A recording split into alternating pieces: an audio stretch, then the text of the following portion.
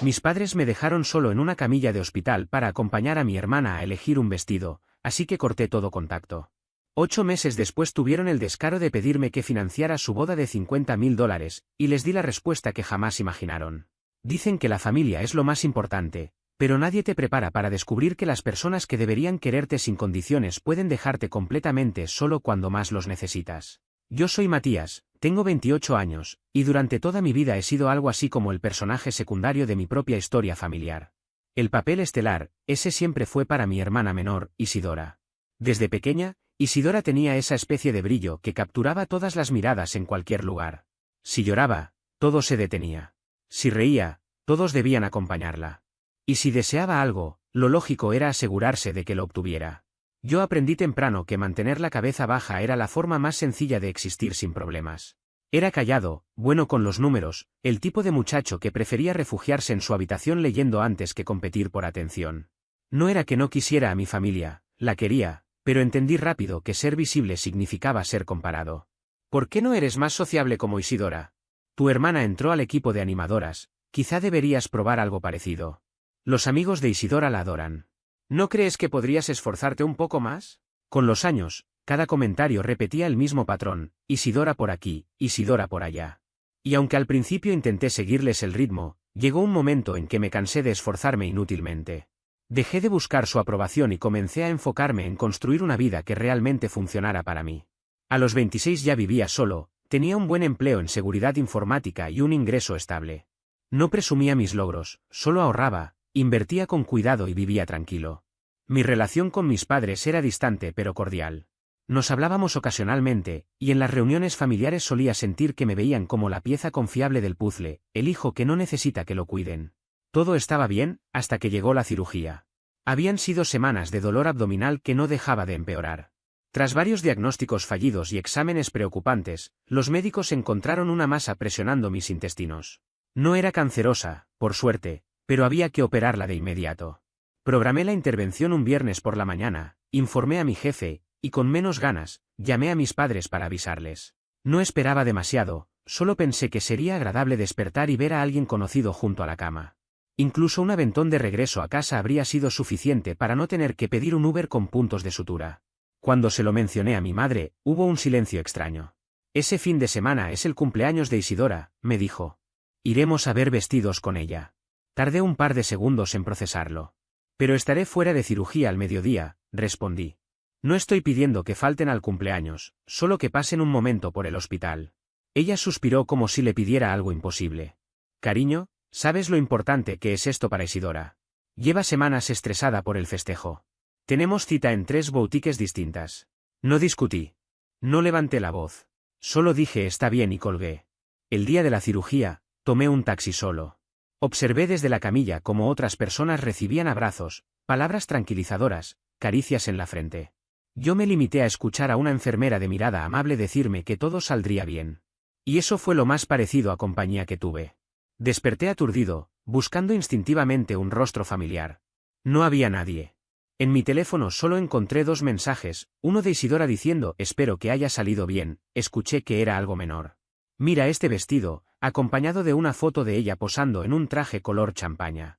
Y otro de mi madre, avísanos cuando despiertes, estamos terminando en la boutique. Eso era todo. Ni un estamos aquí, ni un necesitas algo. Solo mi hermana jugando a modelar mientras yo estaba recién operado. Me dieron el alta 4 horas después. Pedí un Uber, regresé a mi apartamento y pasé 3 días recuperándome solo. Sangré a través de algunos vendajes, vomité un analgésico, e incluso hubo un momento en el que pensé en volver a urgencias. Pero no quise molestar a nadie. Así que aguanté como pude. Una semana más tarde recibí una llamada de mi padre. ¿Ya estás todo arreglado? Fue su forma de preguntar cómo estaba. No cómo te sientes, no te ayudo con algo. Solo eso, todo arreglado, como si fuera una herramienta descompuesta. Le dije que estaba bien y colgué. No volví a llamarlos. Ni para Acción de Gracias, ni para Navidad, ni para Año Nuevo. El silencio se alargó. Y, al menos al principio, pareció no importarles. O decidieron ignorarlo. Las redes sociales de Isidora mostraban fiestas, fotos de mis padres con suéteres navideños combinados, amigos levantando regalos, risas por todas partes. Todos lucían felices sin mí. Y sí, dolió, aunque lo mantuve guardado. Me enfoqué en sanar por dentro y por fuera. Empecé terapia. Me tomé el viaje a Italia que siempre había querido hacer pero nunca había tenido tiempo porque sentía que debía estar disponible para ellos. Esa vez viajé por mí. Pasaron 8 meses. Una tarde, sin previo aviso, mi madre llamó. Escuchar su voz después de tanto tiempo me dejó inmóvil. Hola, cariño, dijo con entusiasmo, como si nada hubiera pasado, como si no me hubieran dejado solo en aquella habitación de hospital. Yo no respondí. Ella siguió con su charla superficial. ¿Cómo va el trabajo? ¿Sigues saliendo con esa chica del banco? No, no seguía con ella. Habíamos terminado hacía medio año. Después de varios minutos de banalidades, por fin aclaró la garganta. Llamo porque Isidora se va a casar. No dije nada. Está feliz, no tienes idea. Será una boda en primavera. Encontró el lugar perfecto, pero, bueno, cuesta más de lo que pensábamos. Otro silencio. Queríamos saber si podrías aportar algo. Siempre has sido tan bueno administrando tu dinero. Parpadeé. ¿Aportar? El lugar cuesta 50.000. Y faltan el catering, las flores, el vestido. Tú siempre has sido tan estable, Matías. Pensamos que querrías ayudar a tu hermana a tener el día de sus sueños. Sentí una risa amarga atraparse en mi pecho. No porque fuera gracioso, sino porque era absurdo. Ese instante fue como si una pieza final encajara en un rompecabezas que llevaba años armándose. Recordé cada cumpleaños ignorado, cada atención dirigida a Isidora, cada gesto de indiferencia, mi recuperación en soledad, la falta de empatía, la petición descarada de dinero. Y todo quedó claro. Para ellos, yo nunca fui realmente su hijo. Solo un recurso. Una herramienta. Un respaldo silencioso al que acudir cuando lo necesitaban. Siempre fui el respaldo silencioso de mi familia, el que resolvía lo que los demás no querían asumir, el que solo recordaban cuando había algo que pedir. Esa tarde, con el teléfono en la mano, respiré hondo antes de repetir lo que ya había dicho una vez. No. Hubo un silencio inmediato, uno tenso, de esos que no suenan a sorpresa ni a dolor, sino a preparación para manipularte. Mi madre tardó apenas unos segundos en reaccionar. ¿Cómo que no? Su voz se quebró, incrédula, como si la palabra misma fuera imposible de procesar. Significa exactamente eso, respondí con calma. No voy a pagar la boda de Isidora. La dulzura fingida desapareció de su tono. Matías, sé razonable. Es el día más importante de tu hermana. Está contando con nosotros, contigo. Sentí el peso de más de 20 años cayéndome encima. El mismo libreto de siempre, sé el hijo bueno, el que no protesta, el que no complica nada, el que nunca necesita apoyo. El hijo invisible que solo sirve si es útil. Pero no retrocedí. Ni siquiera me visitaron cuando estuve en el hospital, dije, firme. Yo estaba recién operado, en una cama, solo, y ustedes estaban acompañando a Isidora a elegir un vestido de cumpleaños. ¿Y ahora quieren que suelte $50.000 como si no significara nada? Mi madre inhaló bruscamente. No vuelvas a sacar eso. Ya pasó, y no era algo grave. ¿Estás bien? Dije que estaba bien porque no tenía con quién hablar, respondí. Sentía los dedos apretándose contra el teléfono. Y aún así, ninguno apareció. La línea quedó muda por unos segundos. Parecía que caminaba, moviéndose por la casa como si buscara un argumento que justificara todo. Cuando habló otra vez, su voz era más baja, pero helada. Estás siendo egoísta. Esa palabra me atravesó. Después de todo lo que había cargado, después de todo lo que había cedido, ¿egoísta? Yo estuve solo, mamá, dije, ya sin intentar disimular el cansancio. No me importa el vestido ni la boutique. Me importa que otra vez eligieron a Isidora sin pensarlo 2 veces. Estás exagerando. No, respondí. Estoy cansado de fingir que esto es normal. Y colgué. Pensé que ahí terminaría todo, pero me equivoqué. 2 horas después comenzaron a llegar los mensajes. Primero mi padre. Tu madre está llorando. No hagas drama. Es solo dinero. Tienes más que suficiente. Es la boda de tu hermana, no un capricho. Después, el teléfono sonó. Era Isidora. Dudé en contestar, pero la curiosidad me ganó. Matías, dijo con esa voz teatral que usaba cuando buscaba hacerse la víctima. ¿Qué está pasando? Me estás arruinando todo. ¿Perdón? Mamá dijo que tuviste un ataque y ahora no quieres ayudar. Solo porque no pudieron ir a tu cirugía o lo que sea. Me quedé en silencio un momento, incrédulo. ¿Cirugía o lo que sea, Isidora? Repetí, despacio. ¿Entiendes que estuve en una cama de hospital? ¿Solo? ¿Después de que literalmente me abrieran el cuerpo? ¿Y lo único que recibí de tu parte fue una foto de un vestido? Y te dije que esperaba que todo saliera bien, refunfuñó. No me llamaste. No fuiste. No preguntaste nada. Ay, Matías, por favor, gruñó. Siempre tan sensible. Ni siquiera fue una cirugía real. Ahí se quebró algo dentro de mí. No con estruendo, sino como una línea fina que se abre para siempre. No pagaré tu boda, dije. Ni un centavo. Eres un resentido, escupió. Por eso estás solo. Debe encantarte hacerte la víctima. No respondí. Simplemente colgué. Me habría gustado bloquearlos ahí mismo, pero una parte de mí aún esperaba, de forma infantil, que recapacitaran. Que admitieran el daño. Que mostraran un mínimo de empatía. Pero no ocurrió. Lo que vino después fue peor. La campaña de culpa empezó suave. Un mensaje de mi tía, hermana de mi madre. Hola, cariño, tu mamá me contó lo del lío de la boda. No dejes que un malentendido fracture a la familia. Isidora te necesita. Luego, una llamada de un viejo amigo de la familia. Matías, tu mamá dice que estás pensando en faltar a la boda. Ustedes eran inseparables de niños. No puede ser cierto, ¿verdad? Cada mensaje era una distorsión. Me estaban pintando como el hijo traicionero que se negaba a apoyar a su hermana. Y entonces llegó lo imperdonable. Un correo electrónico. Abrí el archivo adjunto. Era un contrato. Un acuerdo de pago.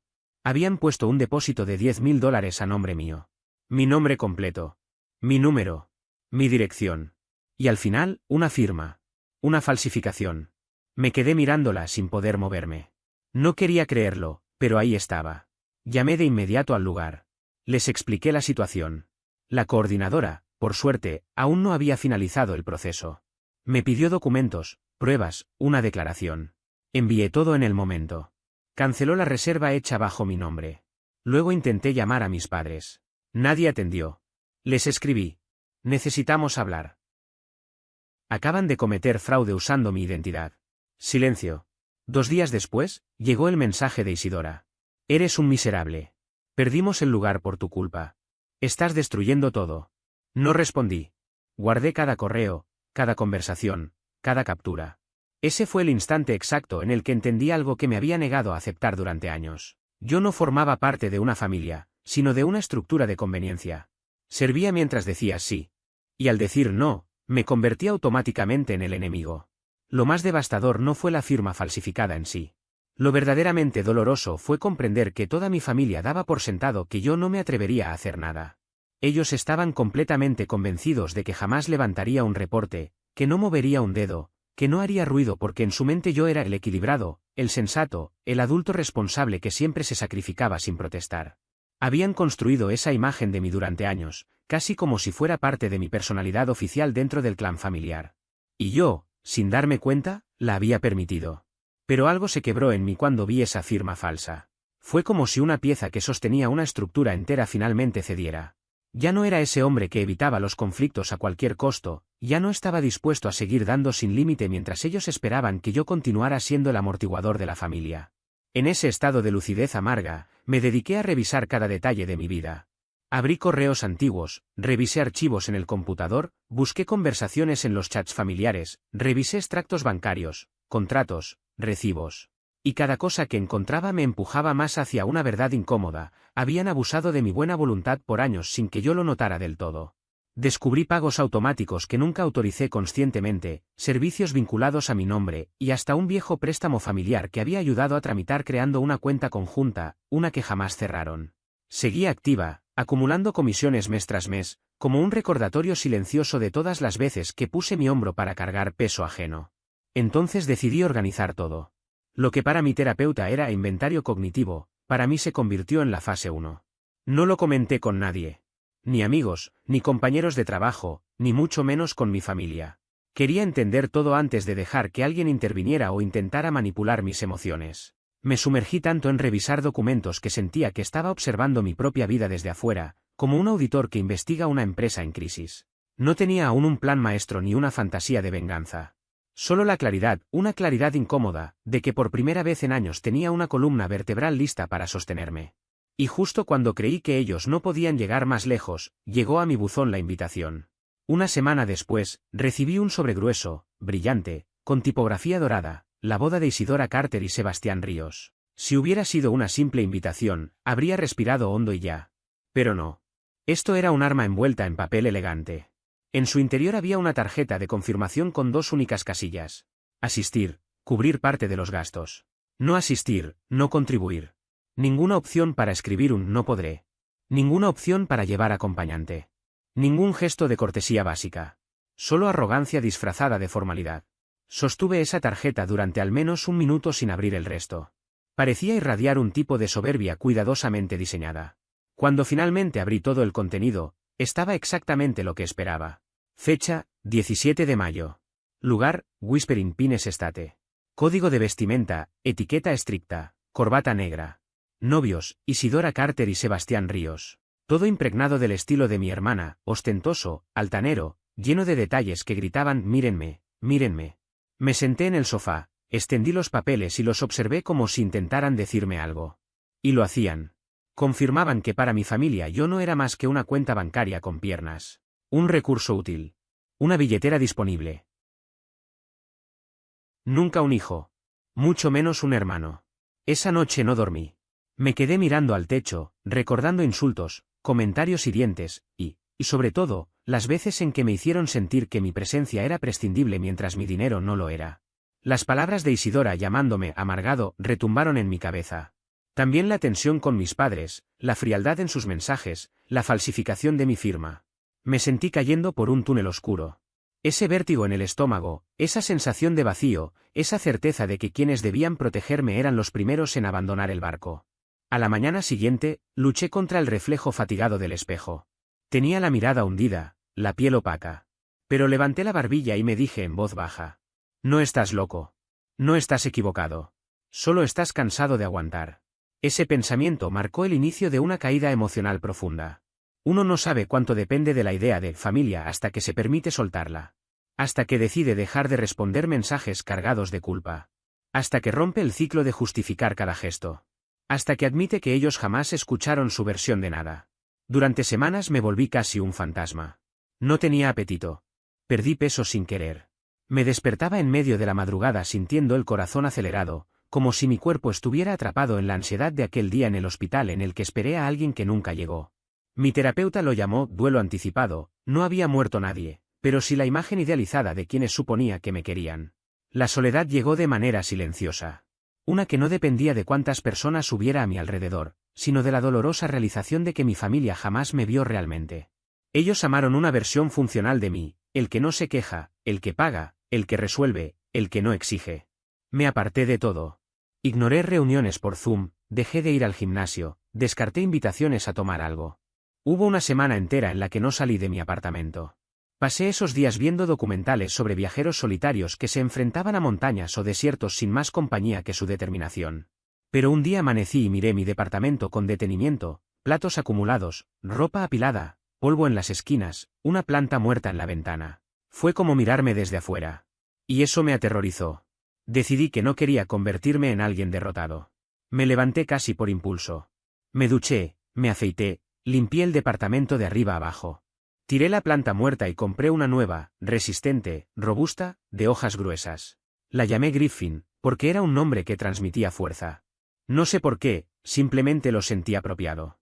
Ese mismo día fui al trabajo, pero esta vez no simplemente inicié sesión. Estuve concentrado. Me senté, respiré hondo y decidí retomar un proyecto de ciberseguridad que había estado evitando.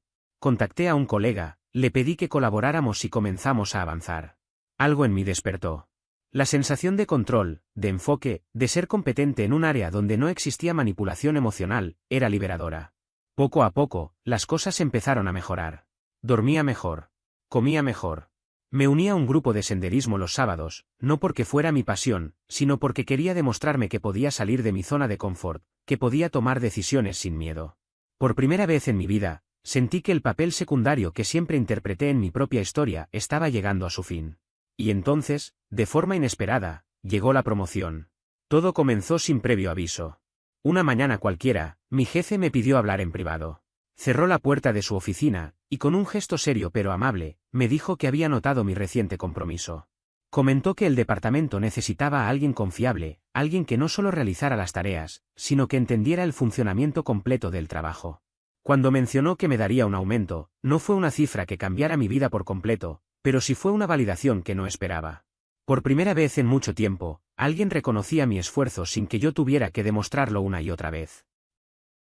Un par de semanas después de eso, conocí a alguien que alteró el ritmo de mis días. Se llamaba Camila. Coincidimos en un grupo de senderismo, tropezó con una piedra durante el recorrido y la ayudé a levantarse.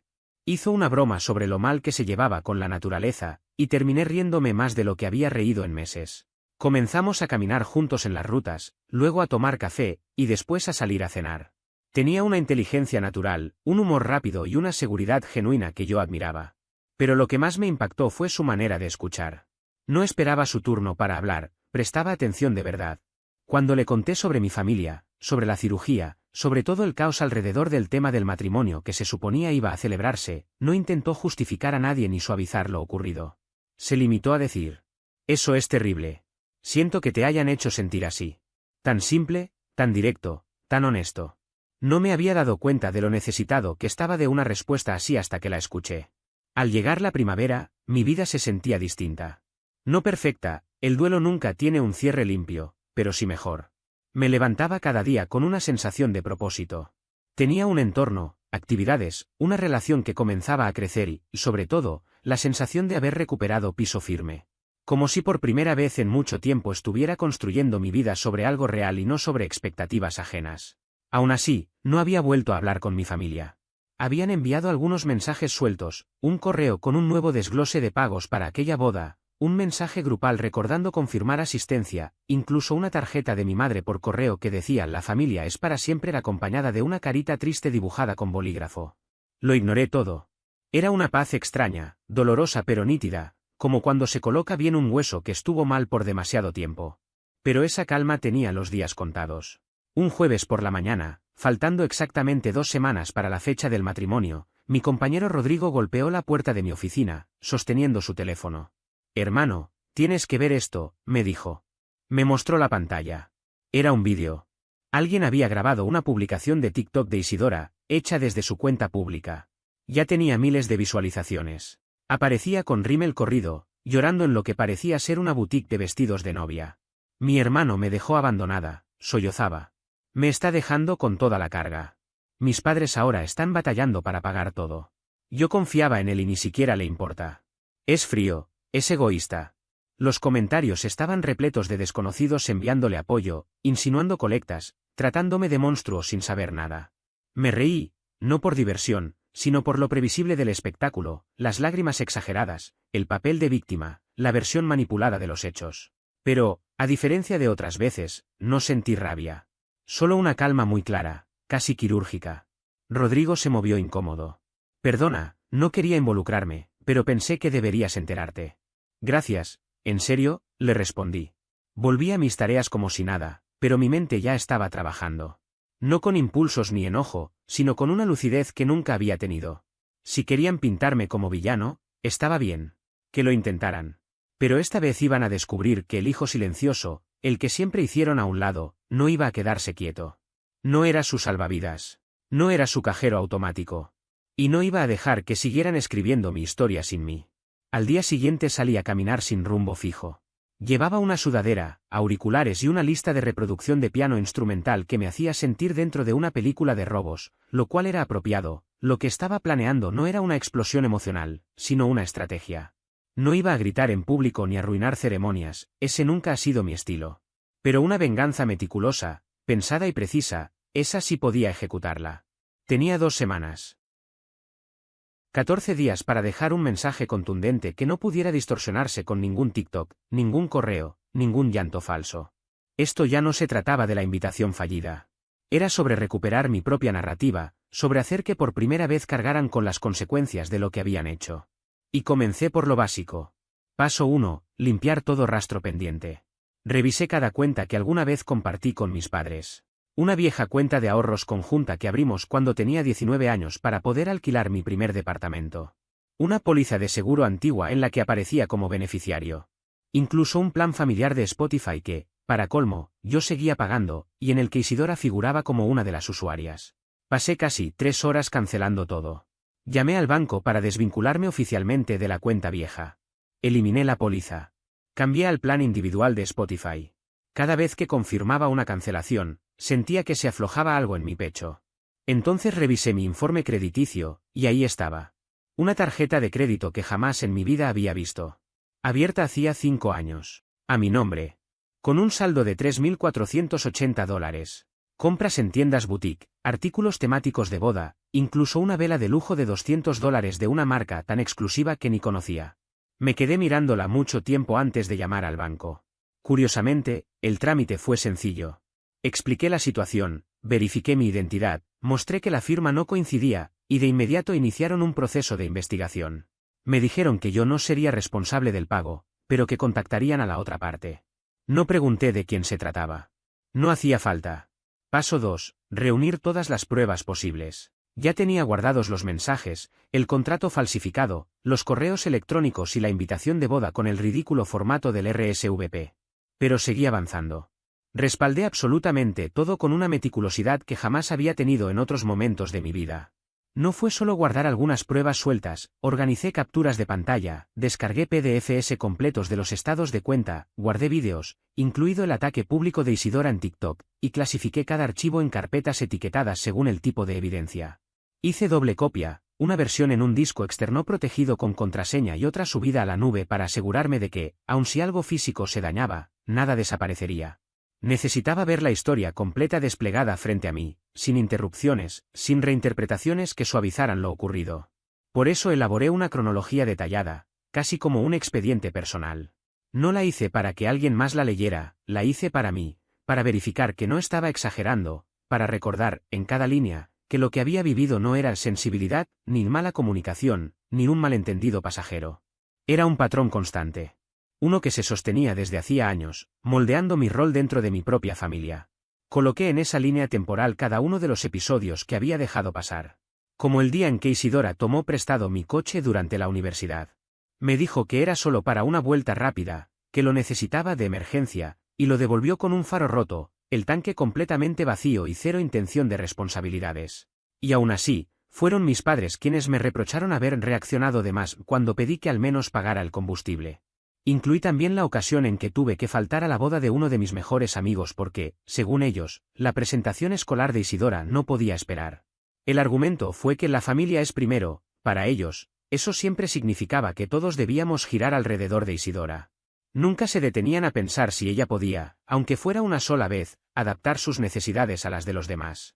Mientras armaba esa línea de tiempo, me di cuenta de cuánto había normalizado que mis límites no importaran, que mis recursos fueran de uso libre para ellos y que mi presencia solo valiera cuando les resultaba conveniente. Paso 3. Con la denuncia por fraude activada, supe que pronto llegaría el momento inevitable, mi padre descubriría lo que estaba pasando.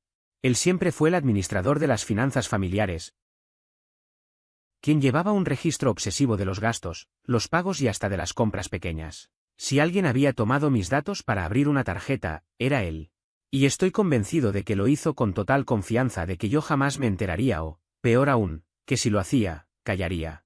Tomé aire, me senté frente al ordenador y redacté un correo que marcó un antes y un después. No quería que fuera emocional, necesitaba que sonara firme, distante, profesional. Como si le escribiera a un cliente difícil, no a mi propio padre. Asunto: uso no autorizado de información personal. Hola, papá.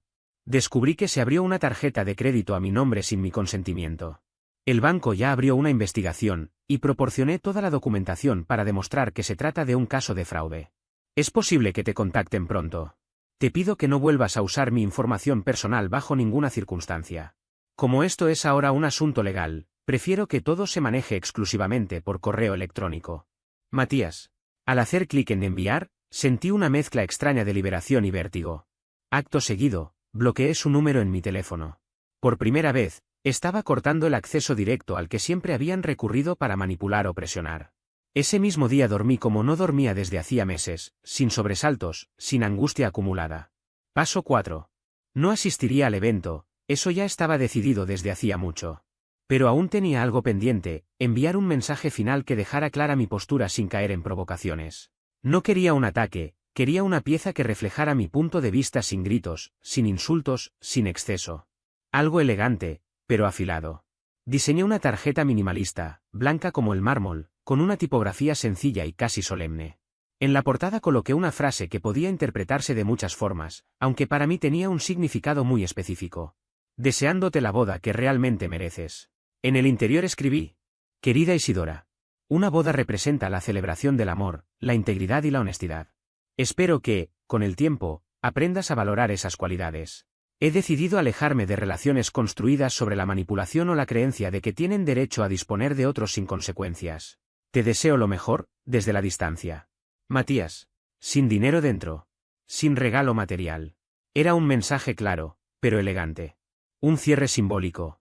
Mandé a imprimir la tarjeta en una pequeña tienda artesanal donde hacían caligrafía a mano. Papel grueso, tinta negra profunda, sello de cera. Parecía una invitación real de algún evento importante. Luego la envié directamente al lugar de la fiesta con la instrucción de que se entregara el mismo día de la ceremonia, justo antes de la recepción. Paso 5. Esta parte fue la más estratégica. Sabía que, una vez que la investigación bancaria avanzara, mi familia intentaría hacer lo que siempre había hecho: cambiar la narrativa. Les era fácil decir que yo estaba siendo dramático, que tenía problemas emocionales, que me dejaba llevar por resentimientos. Todo para reforzar la idea de que ellos eran inocentes. Por eso consulté a un abogado. No para demandar, al menos no por ahora, sino para elaborar un documento formal de cese y desistimiento que abarcara uso indebido de mi identidad, difamación hacia terceros para perjudicarme, cualquier intento de manipulación o acoso encubierto. También analizamos la posibilidad de que intentaran usar alguna excusa familiar para que yo firmara algo bajo presión, así que el abogado me orientó sobre delegar poderes, cuidar mis finanzas y poner límites legales claros que los protegieran de interferencias externas. Salí de esa oficina sintiéndome distinto. Con un muro a mi alrededor que nunca había tenido y que me hizo ver que, durante años, yo había funcionado como un instrumento más de su conveniencia. Ahora ya no. Paso 6. Hubo un momento en que consideré publicar todo. Hacer un post detallado, con pruebas, fechas y un tono tranquilo pero devastador. Nada de insultos, nada melodramático. Solo la verdad. Recordé una boda que presencié hace años donde el hermano del novio reveló públicamente infidelidades y mentiras. Esa boda se convirtió en vídeo viral. El matrimonio murió antes del viaje de luna de miel. Yo no quería algo así. No buscaba espectáculo. Pero sí pensé en compartir mi historia, una parte de ella. Decidí posponerlo. A veces la mejor jugada es esperar al momento exacto. Unos días antes de la boda recibí un mensaje de Camila. Hola. Algo extraño pasó. Una mujer se me acercó en el supermercado preguntando si yo era la novia de Matías. Dijo que era tu prima y que deberías dejar atrás los rencores y apoyar la historia de amor de tu hermana. No sé qué fue eso, pero me pareció raro. Le respondí. Gracias. No te preocupes, ya tengo una última jugada pensada. Ella me envió un GIF de un caballero bajando el visor de su casco. 2 días antes de la boda. Apareció una carta en mi buzón. La reconocí por la letra temblorosa de mi madre incluso antes de abrir el sobre. Era extensa, llena de frases religiosas y metáforas sobre la familia escogida, la redención y dejar atrás el dolor. En medio escribió: Sabemos que no hemos sido perfectos, pero es tiempo de que te eleves. Eres mejor que este resentimiento, Matías. Tú naciste para ser un proveedor, un protector, no alguien que castiga. Leí la carta completa, la doblé con cuidado y la guardé en la misma carpeta donde tenía mis demás documentos. Sonreí, no por alegría, sino por claridad. No entendían nada. Aún creían que esto se trataba de dinero, de una discusión familiar o de simples rencores. Pero no tenía que ver con eso. Era sobre identidad. Sobre recuperar una que me habían quitado poco a poco. El día de la boda. El clima era perfecto, cielo despejado, brisa suave, pájaros cantando. Una mañana hermosa, casi teatral. Sabía que todo allá estaría decorado al milímetro, que cada detalle habría sido cuidado para que la boda pareciera una postal. Pero yo no asistiría. Yo tenía mi propio plan. Fui a mi cafetería favorita, pedí un café fuerte y me senté afuera. Observé a la gente con sus rutinas cotidianas, paseando perros, hablando, sonriendo, viviendo sin dramas. La calma exterior contrastaba con la electricidad que sentía por dentro. Llevaba el móvil en el bolsillo, cargado al 100%, con todas las notificaciones activadas. Esperando. A las 11 en punto, la coordinadora del evento en Whispering Pines recibió una llamada del investigador del banco sobre la tarjeta fraudulenta. Y ahí fue cuando la primera ficha del dominó cayó. Lo que detonó todo fue la investigación bancaria. Siguieron el rastro de movimientos y confirmaron que la tarjeta abierta con mi nombre había sido utilizada para cubrir 2 pagos distintos del lugar donde se realizaría la boda, sumando un total de $10.000. El detalle clave era que la reserva del salón no estaba completamente pagada. Mis padres habían hecho solo 2 depósitos usando esa tarjeta, y cuando la cuenta fue marcada como sospechosa y yo disputé los cargos, el establecimiento quedó obligado a cancelar el evento de inmediato a menos que el saldo pendiente se liquidara y el titular de la tarjeta, yo, validara los pagos previos. No pensaba confirmar absolutamente nada. A las 11:16 de la mañana, el salón dio por anulada la reserva. La ceremonia estaba programada para empezar a mediodía. Entre los floristas descargando arreglos, los camareros preparando copas de champaña y el personal ultimando detalles, de pronto recibieron órdenes de detenerlo todo, cancelar entregas, cerrar puertas, suspender cualquier preparación. El lugar tenía una regla estricta: sin pago, no había acceso, y menos aún con una investigación de fraude abierta. Yo, mientras tanto, estaba en mi casa tomando un café como cualquier día normal. El primer mensaje llegó a las 11:42 desde un número desconocido. Matías, ¿qué hiciste? Nos están echando del lugar. Después apareció uno de Isidora. No puedo creer lo que hiciste. Cerraron las puertas, ¿es en serio? Hoy es mi boda. No respondí. Todavía no. Faltaba la segunda parte de mi plan, la verdad, desnuda y sin adornos. Mientras ellos improvisaban un rescate desesperado, publiqué algo en Facebook. No era un desahogo dramático ni un texto eterno. Solo una imagen, la tarjeta de invitación que me habían enviado, esa con las 2 casillas manipuladoras que me daban la bienvenida solo si aceptaba condiciones. Debajo escribí una frase sencilla. Esto fue lo que recibí después de que me dejaran solo durante una cirugía, me mintieran y me usaran económicamente. La familia no se define por la sangre, sino por el comportamiento. Elegí paz antes que culpa. Y ha sido la mejor decisión de mi vida. Desactivé los comentarios y lo dejé ahí.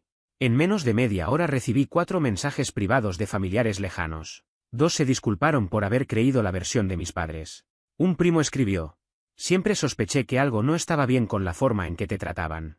Incluso tía Marcela, la hermana muy religiosa de mi madre, la misma que alguna vez dijo que debía rezar más para ser menos sensible, me envió un simple: ¿perdón?